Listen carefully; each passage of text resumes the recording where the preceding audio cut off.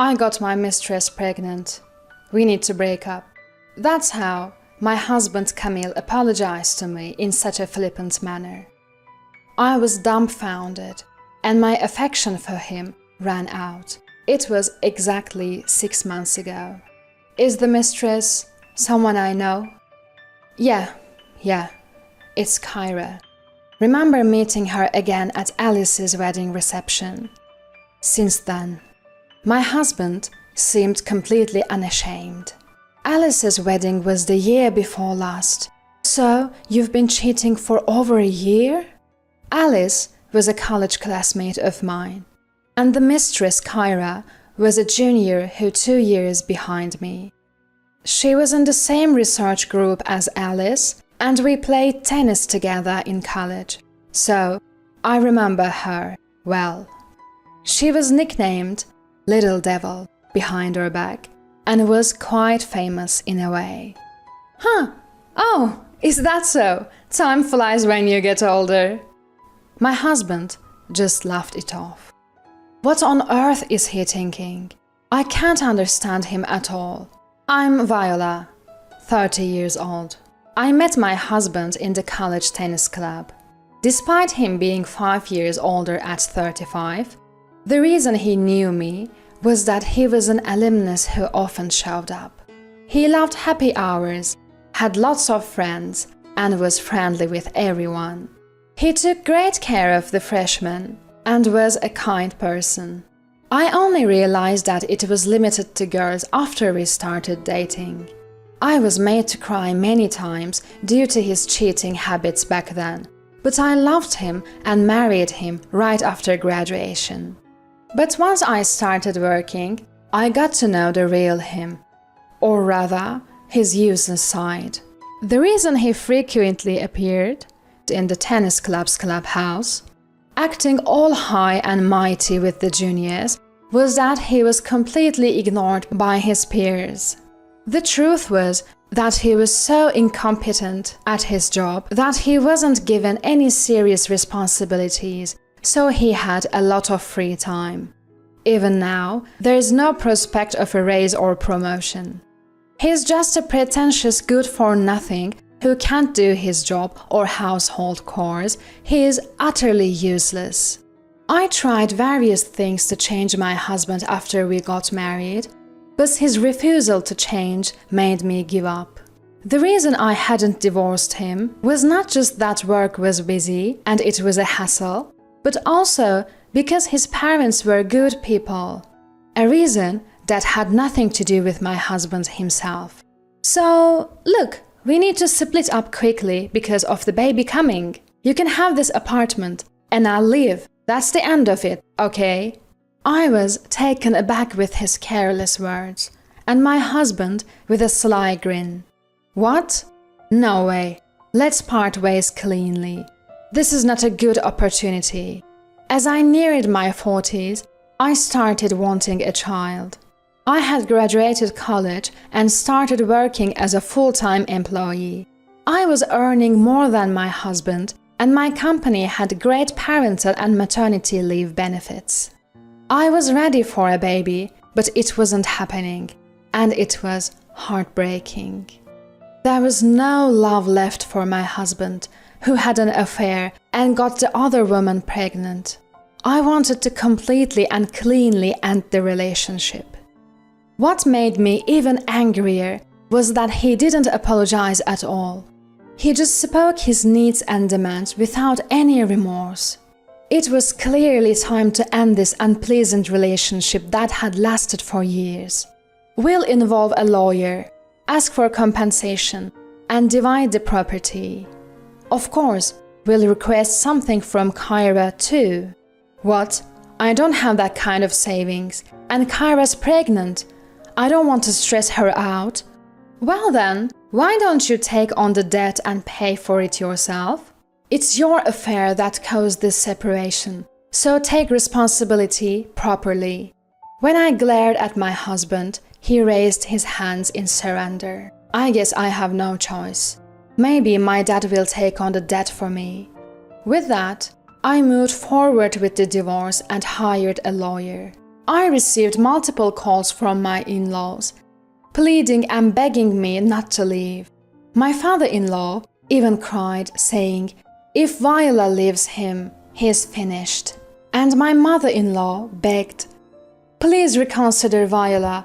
I love you like my own daughter." But I couldn't go back. After revealing everything about my husband's constant infidelity and laziness at home, even they finally understood. "We are truly sorry," they said, bowing their heads in shame. They even paid the compensation in a lump sum on behalf of my husband, who had no savings. They made him promise never to ask for their help with that again and to repay them promptly. I still can't understand how such a careless and irresponsible man came from such decent and responsible parents. I'm going back to my parents' house. The divorce process, which I had thought would be a hassle, was over before I knew it. I returned to my recently relocated family home, and half a year passed by. I had stopped thinking about my ex-husband, busy with work on weekdays and cleaning the house on weekends. I received a call from my best friend, Alice. Alice was furious from the start. "Viola, did you know? Your ex-husband Camille and Kyra, they are living in a new high-rise apartment and bragging about it everywhere. Kyra just called me for a baby shower party. The presents have to be over $100 and the participant fee is $100 too. It's insane, right?" she yelled. I didn't know that Kyra had given birth, and I didn't understand why she had even contacted Alice. My ex-husband knew it, and so did Kyra. They both knew that Alice is my best friend. Why would Kyra even invite Alice? She must know that Alice would tell me everything. When I said this hesitantly, Alice's anger erupted even more. She did it on purpose, on purpose. That horrible woman said, "I'm so happy now, thanks to Viola breaking up with Camille." Can you believe she would tell me that? She's the worst kind of person. I want to put her in her place somehow. Little devil from our student days has finally grown into a demon, hasn't she? In college, Kyra was a bad woman, meddling with the men of happy couples. Even if couples fought because of her, she kept a calm face. If they break up just because another girl shows interest, it's not true love, right? They'll break up eventually anyway. So, what's the big deal? She would say, stretching her words in a saccharine voice, smirking. I pitied her, thinking she had never truly loved anyone, but I wasn't naive enough to get involved with her. I decided to keep my distance. For now, I didn't care about Kyra. There was something else I couldn't ignore. Alice, speaking of which, there's only one newly built high-rise apartment building, right? Did you hear when they moved in, or anything? I've never met them. Alice quickly answered. Apparently, it was very recently. They were bragging about getting in luckily because a spot opened up. It seemed someone who bought a new high-rise apartment had to relocate for work and had put it back on the market without moving in. I see. That makes sense then. Viola, your moving day is this Sunday, right? The baby shower party is on Saturday. So, you only have to be careful for one day. There are plenty of elevators, and the entrances might be even different. You're right. We haven't met so far, so it should be fine. Alice and I laughed together, but an unexpected situation still occurred. On Saturday, I ran into my ex-husband and Kyra in the first-floor elevator hall. My ex and Kyra were getting off the elevator, and I was waiting for it.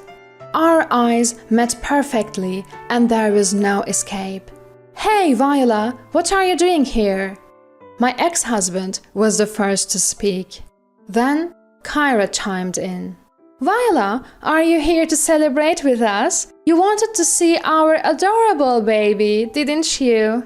Her voice was bright and sweet, her face smiling, but her eyes weren't laughing at all. What? Seriously? You came to participate without an invitation? To observe? To see the high-rise apartment? Or our prince?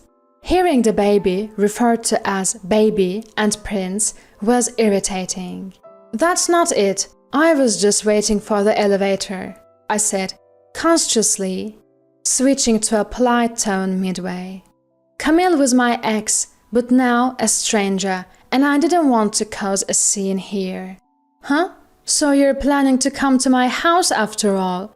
You are so silly, Viola. Stop being so stubborn.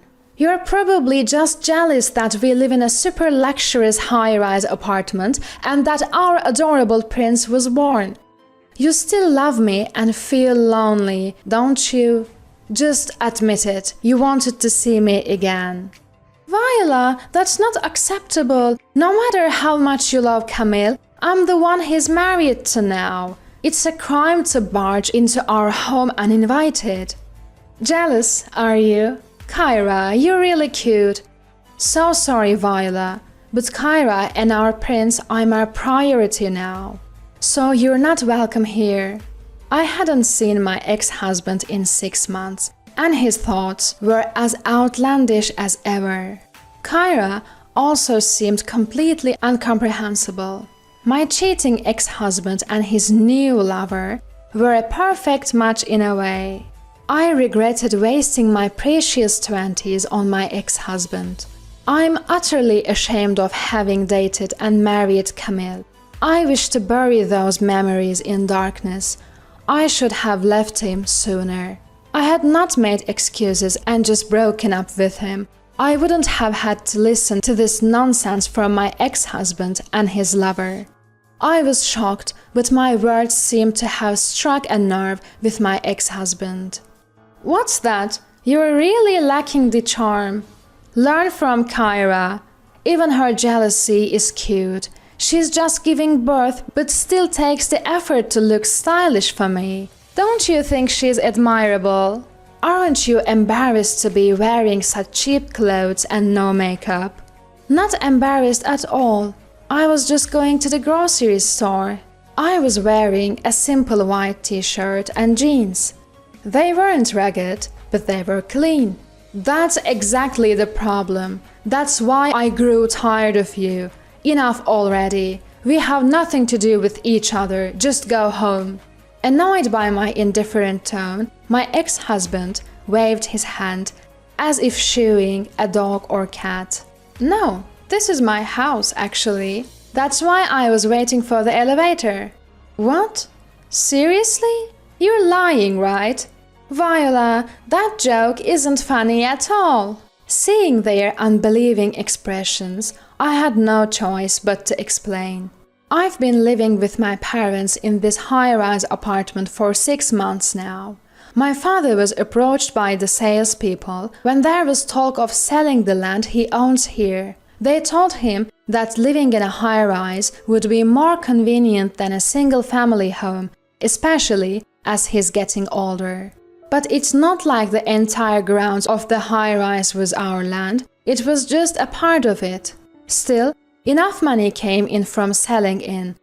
And during the negotiations, we were able to move into one of the higher floors for much less than market value.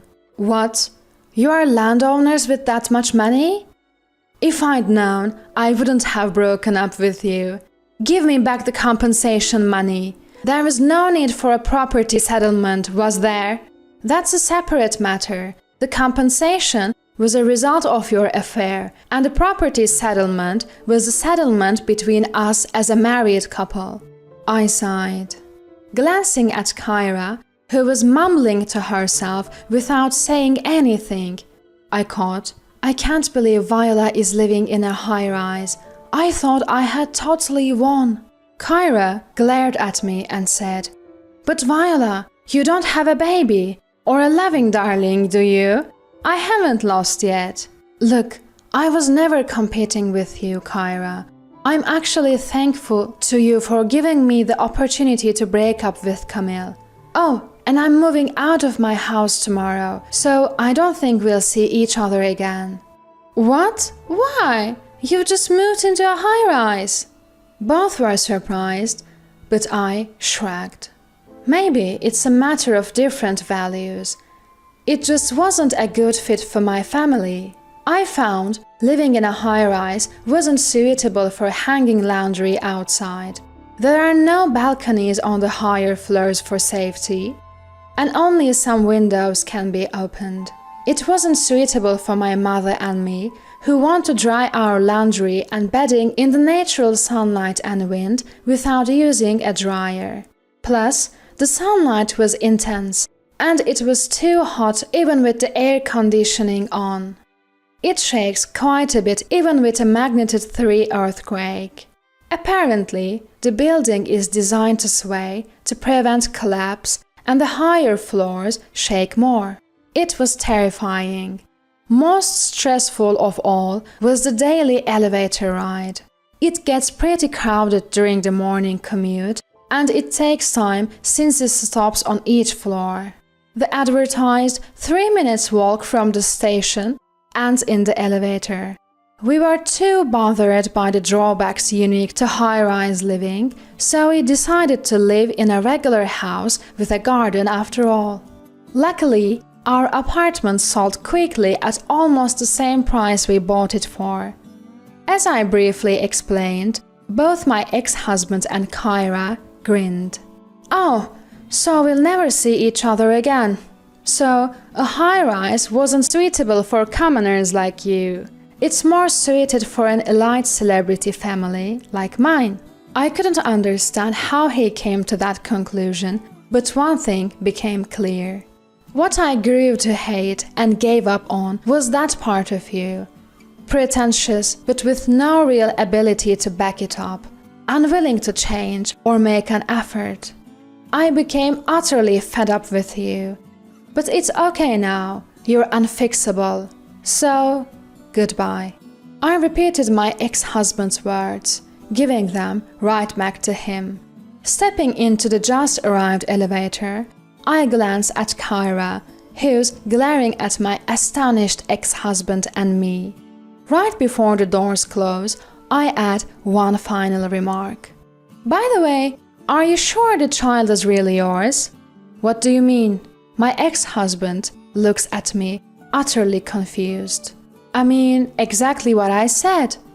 Right, Kyra? You know what I mean, don't you? The doors closed then, so I don't know what happened next. In reality, when we were struggling to have a child, I underwent tests at the gynecologist's, and the results showed no problem on my end. So I started to wonder if the problem was with my husband, but he refused to get tested. That's why I left that insinuating comment. After that, I heard a story from a mutual friend who went to Kyra's baby shower. Despite bragging about living in a high-rise apartment, my ex-husband had been living on the 3rd floor. Plus, despite demanding expensive gifts and participant fees, the only food served were cheap snacks from the grocery store. When a friend softly complained, Kyra reportedly exploded, saying, "You should be grateful to see my baby up close and pay the money, of course." The atmosphere quickly became tense, and even though my ex-husband tried to mediate, things escalated into a massive fight between him and Kyra, resulting in a total mess. All thanks in part to my earlier cryptic remark. It seems my ex-husband and Kyra had moved into a high-rise, but life was tough, and they were trying to swindle money from their friends by fabricating reasons. Apparently, my ex-husband let it slip, and their friends were furious and left. As for me, I successfully moved into a single-family house with a garden and started living with my family. Recently, I began keeping an adorable kitten. Our former high-rise had been found to have significant defects and illegal construction methods, and it's been in the news every day. Now, even if they want to sell, they can't. We talked as a family and concluded that maybe we were surprisingly lucky. I'm very happy now. My ties with my husband are severed, and I've achieved peaceful days. On a day off in the afternoon, as I fold the completely dry laundry, my kitten sometimes falls asleep on the clothes. Seeing that adorable sleeping face, I think to myself, today was another good day.